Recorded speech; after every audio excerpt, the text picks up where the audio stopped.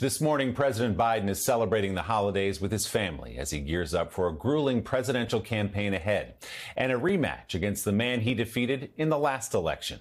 But before we flip the calendar to 2024, NBC's Allie Raffa is at the White House with a look back at the president's year. Allie, good morning.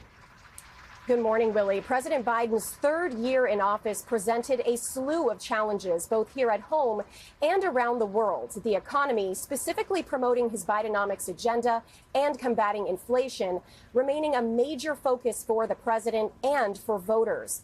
Despite several months of both unemployment and inflation rates dropping, the president is still struggling to get his economic message to resonate with voters, as polls show that the majority of them do not approve of his handling of the economy. Polls also showing high disapproval of his decisions on foreign policy, an arena he focused on for decades as a senator. The president's low ratings coming amid two wars, the outcomes of which he has little to no control over. The future of additional U.S. aid to Ukraine and Israel remains in question, even as the president warns of possible consequences of not helping America's war-torn allies.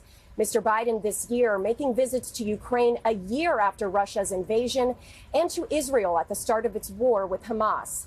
As the president, now the oldest in U.S. history, prepares for the 2024 election, concerns grow about his age, as well as his son Hunter, the younger Biden, facing multiple federal criminal indictments as House Republicans use the charges against him to fuel their calls for his father's impeachment.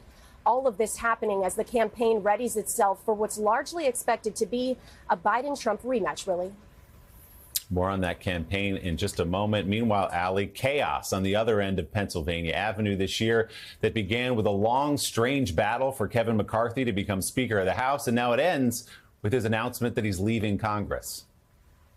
Absolutely. Bookends to 2023, a tumultuous year on the Hill, capturing much of Washington's attention, starting with that historic 15-ballot-long speaker's race to elect Kevin McCarthy, who won the gavel only after making concessions to his GOP colleagues, making it easier for them to oust him, which they did just 9 months later. The abrupt exit, leaving the chamber and all of its business in limbo for almost a month before little-known Congressman Mike Johnson of Louisiana won the speakership.